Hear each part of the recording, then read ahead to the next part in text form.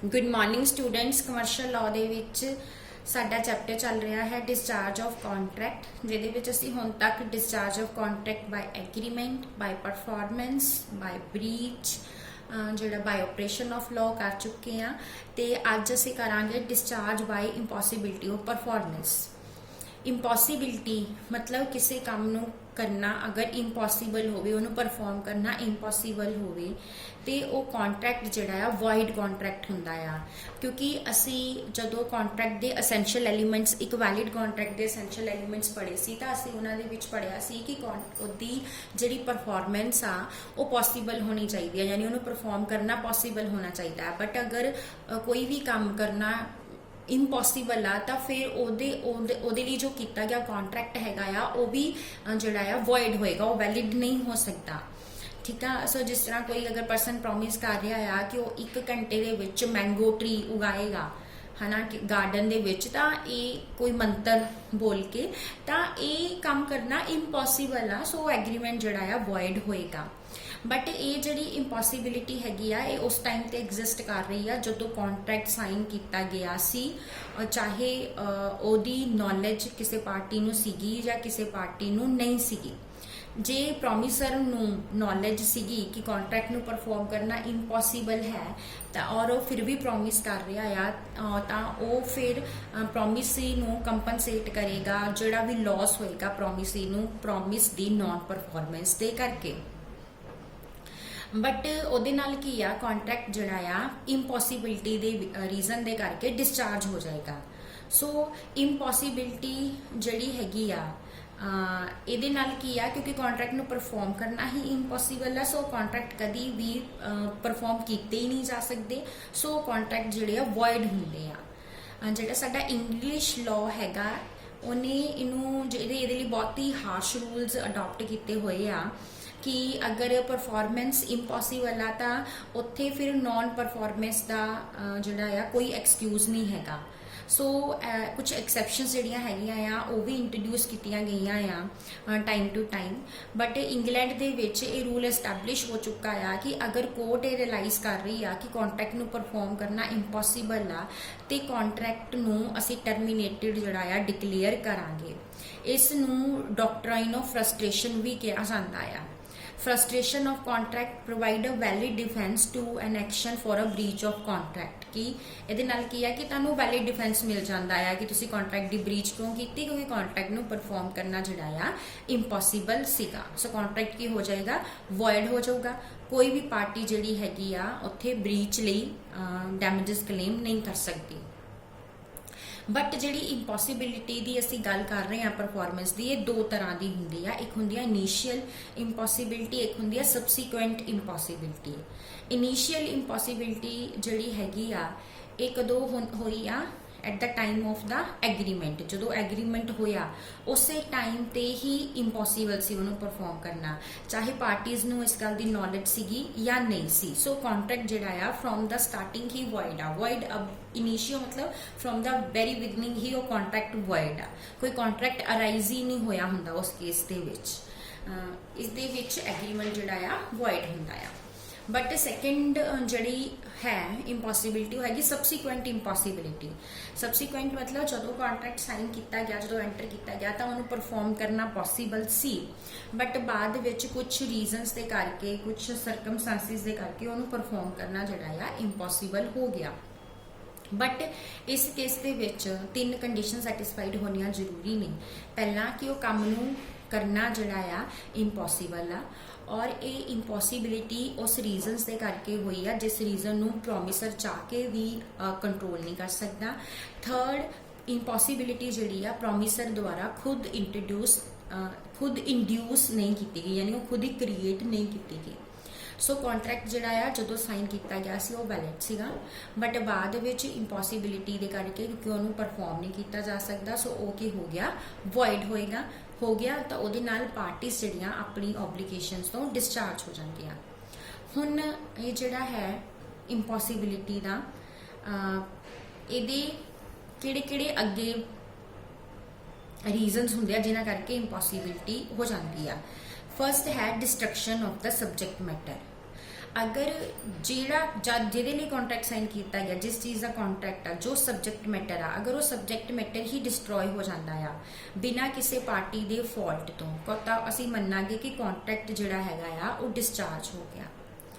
ठीक है। सो जिथे कॉन्ट्रैक्ट की परफॉर्मेंस जिहड़ी आ किसी पर्टिकुलर परसन या पर्टिकुलर थिंग की एग्जिस्टेंस से डिपेंड कर रही आ, सो उत्थे अगर वो परसन या वो थिंग पैरिश हो जाती आ तो ਉਹਦੇ ਨਾਲ ਉਹਨੂੰ परफॉर्म करना इम्पॉसिबल हो जाएगा। ਹੁਣ जिस तरह इन्होंने एग्जाम्पल केस दिता आ टेलर वर्सिस कार्डवैल का, एक म्यूजिक हॉल जिहड़ा हैगा वो लिया गया सी किराए ते किसी पर्टिकुलर डेट के लिए, बट इस तो पहला उस डेट तो पहला ही वो म्यूजिक हॉल जिहड़ा बिकॉज ऑफ फायर डिस्ट्रॉय हो गया। सो ऑनर जिहड़ा हैगा आ वो हुण उन्होंने नहीं दे सकता किराए ते, बट ये नाल की है क्योंकि ये परफॉर्म करना इंपॉसिबल हो गया और ये ऑनर का भी कोई फॉल्ट नहीं हैगा। सो इसलिए ऑनर की कोई लाइबिलिटी नहीं हैगी। सैकेंड आ डेथ और पर्सनल इनकैपेबिलिटी। कोई भी प्रॉमिस जिहड़ा उन्होंने फिजिकली परफॉर्म करना इंपॉसिबल हो जाएगा किसी परसन की डेथ और इनकैपेबिलिटी के करके, जे उस कॉन्ट्रैक्ट विच ओदी परफॉर्मेंस उस परसन की लाइफ और ओदी कैपेबिलिटी ते डिपेंड करती होवे। जिस तरह जिथे पर्सनल स्किल्स या पर्सनल कंसीडरेशन की रिक्वायरमेंट होवे, उत्थे अगर उस बंदे की डेथ हो जाती है, जिदा हुण तुसीं कोई सिंगर हायर किया अपने घर किसी फंक्शन ते, अगर उस सिंगर की डेथ हो जाती है तो उहदे नाल की होएगा कॉन्ट्रैक्ट नूं परफॉर्म करना इंपॉसिबल हो जाएगा, क्योंकि उत्थे तुसीं ओहदियां सिंगिंग स्किल्स के करके ही उहनूं हायर किया सी। नैक्सट है चेंज ऑफ लॉ। कई वेले की हुंदा कि जो असी कॉन्ट्रैक्ट कोई साइन करते हैं तो उन्होंने वो कॉन्ट्रैक्ट लीगल हुंदा आ, लॉफुल हुंदा आ, बट बाद विच गवर्नमेंट कोई लॉ चेंज कर दिंदी आ और उदों परफॉर्म करना जिहड़ा आ इलीगल हो जाता है। फिर उस केस दे विच भी उपर कॉन्ट्रैक्ट जिहड़ा बिकॉज ऑफ द इंपॉसिबिलिटी डिस्चार्ज हो जाएगा। जिस तरह इन्होंने एग्जाम्पल दी है कि कॉन्ट्रैक्ट सीगा कि ऑयल सीड्स जिहड़े ने सप्लाई किए जाएंगे, बट गवर्नमेंट ने की किया कि ऑयल सीड की परचेज और सेल नूं इलीगल डिक्लेयर कर दिता। सो इत्थे की आ कि दोनों पार्टीज जिहड़ियां हैगियां आ अपनी परफॉर्मेंस तो डिस्चार्ज हो जाएंगियां। नैक्सट है नॉन एग्जिस्टेंस और non occurring of a particular state of thing. अगर कॉन्ट्रैक्ट जिहड़ा किसी पर्टिकुलर थिंग ते डिपेंड कर रहा, किसी पर्टिकुलर स्टेट ऑफ थिंग ते डिपेंड कर रहा कि वो काम होएगा तो कॉन्ट्रैक्ट जिहड़ा परफॉर्म किया जाऊगा। सो अगर वो नॉन एग्जिस्ट कर रही हो वो चीज़, जिस तरह मान लो कि इन्होंने कॉन्ट्रैक्ट किया कि कोई किंग की कोरोनेशन होनी सी, कोरोनेशन प्रोसैशन सी, उन्होंने वास्ते एक उन्होंने देखने लिए एक फ्लैट जिहड़ा आ वो हायर किया गया, बट प्रोसैशन जिहड़ी बाद चो किंग बीमार हो गया, वो करके प्रोसैशन जिहड़ी आ वो कैंसल हो गई। हुण सूट फाइल किया जा रहा रेंट की रिकवरी लिए, बट इत्थे जिहड़ा हायरर आ उन्होंने रेंट पे दी करन दी लोड़ नहीं आ, क्योंकि उन्हें जिहड़ी प्रोसैशन दे करके ही वो लैना सी किराए ते, बट हुण वो प्रोसैशन नहीं रहा तो हुण उन्होंने किराए ते लैण दी भी जरूरत नहीं है। उस तो बाद नैक्सट है डिक्लेरेशन ऑफ वॉर। कोई भी कॉन्ट्रैक्ट जिहड़ा किसी वॉर के शुरू होने तो पहला साइन किया गया सी, वो कॉन्ट्रैक्ट भी ड्यूरिंग अ वॉर जिहड़ा है सस्पेंडेड हो जाएगा। हुण जिस तरह मैं तुहानूं हमेशा एग्जाम्पल दिंदी हुंदी हां कि इंडिया एंड पाकिस्तान दे विच जिहड़ा है हमेशा ही एक तनाव का टाइम बनिया रहिंदा है ना।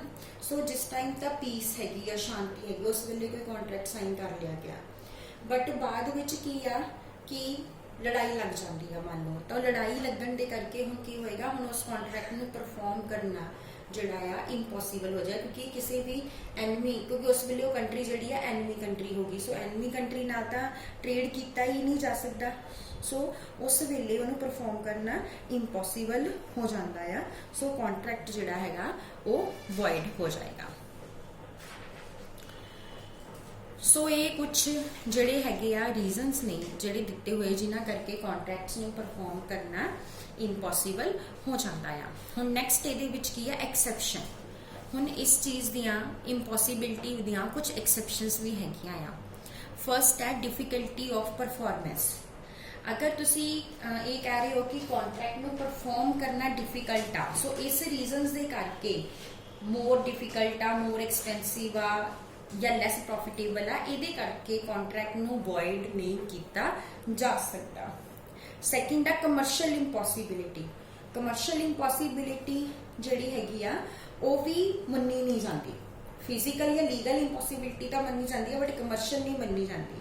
ठीक है, सो अगर तुम ये कह रहे हो कि ਤੁਹਾਡੇ ਲਈ ਉਹ प्रॉफिटेबल नहीं आ, कमर्शियली इंपॉसिबल आ, कमर्शियल का मतलब तो ये कि प्रॉफिटेबल है या नहीं आ, सो उस केस ਦੇ ਵਿੱਚ ਵੀ ਜਿਹੜਾ ਆ ਉਹ कॉन्ट्रैक्ट ਜਿਹੜਾ परफॉर्म करना ही पएगा। ਉਹਨੂੰ ਅਸੀਂ इंपॉसिबिलिटी ਦੇ बेस ਤੇ void डिक्लेयर नहीं कर सकते। उस तो बाद आ impossibility due to failure of a third person on whose work the promisor relied. कि कोई थर्ड परसन जिहड़ा है ਉਹਦੇ ਫੇਲੀਅਰ ਦੇ ਕਰਕੇ अगर इंपॉसिबिलिटी हो रही ਜਿਹਦੇ ਤੇ ਤੁਹਾਡਾ ਕੰਮ ਡਿਪੈਂਡ ਕਰਦਾ ਸੀ, ਇਹਨੂੰ ਵੀ इंपॉसिबिलिटी नहीं ਮੰਨਿਆ ਜਾਂਦਾ। ਨੈਕਸਟ ਸੈਲਫ ਇੰਡਿਊਸਡ, ਉਹ इंपॉसिबिलिटी ਜਿਹੜੀ ਕਿ ਆਪਣੇ ਆਪ ਕ੍ਰੀਏਟ ਕੀਤੀ ਗਈ ਹੈ ਪ੍ਰੋਮਿਸਰ ਦੁਆਰਾ, ਉਹਦੇ ਕਰਕੇ ਵੀ ਕੰਟਰੈਕਟ ਵੋਇਡ ਨਹੀਂ ਹੁੰਦਾ।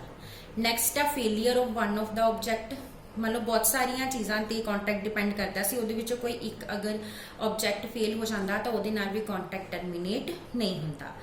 नैक्सट आ strike, lockout and civil disturbance. So अगर फैक्ट्री स्ट्राइक हो गई या लॉकआउट हो गया या सिविल डिस्टर्बेंस हो गई आ तो उन्होंने रीजनस के करके भी कॉन्ट्रैक्ट जिहड़े आ वॉइड नहीं होंगे। हुण नैक्सट आ इफेक्ट ऑफ द इंपॉसिबिलिटी। सब तो पहली गल की होंदी आ कॉन्ट्रैक्ट वॉइड हो जाता है ਉਹਨੂੰ परफॉर्म करना क्योंकि हुण इंपॉसिबल है।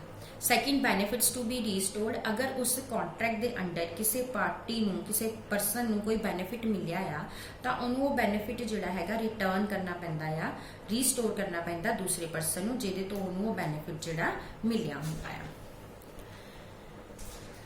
थर्ड आ compensation for the non performance. अगर किसी परसन ने प्रॉमिस किया कुछ करन दा जिहड़ा कि उन्होंने उस वेले पता सी कि उन्होंने परफॉर्म करना इंपॉसिबल आ या अनलॉफुल आ, और फिर भी नॉलेज होने के बावजूद वो प्रॉमिस कर रहा, तो फिर उत्थे वो दूसरे परसन नूं जिन्होंने कोई लॉस हुंदा नॉन परफॉर्मेंस के करके उन्होंने कंपनसेट करना पैंदा आ। लास्ट है discharge by lapse of time. Contract जिहड़ा आ टाइम के लैप्स होने नाल भी डिस्चार्ज हो जाता है। कॉन्ट्रैक्ट हमेशा एक पर्टिकुलर टाइम के अंदर ही परफॉर्म करने होंगे आ, अगर उन्होंने परफॉर्म नहीं किया गया उस टाइम पीरियड के अंदर तो फिर जिहड़ा हैगा आ कॉन्ट्रैक्ट डिस्चार्ज हो जाएगा because of the lapse of time. ये नाल ही साडा ये लैक्चर खत्म हुंदा आ ते ये टॉपिक और ये चैप्टर भी खत्म हुंदा। कल असी नैक्सट चैप्टर जिहड़ा हैगा क्वासी कॉन्ट्रैक्ट उहदे नाल स्टार्ट करांगे। Thank you.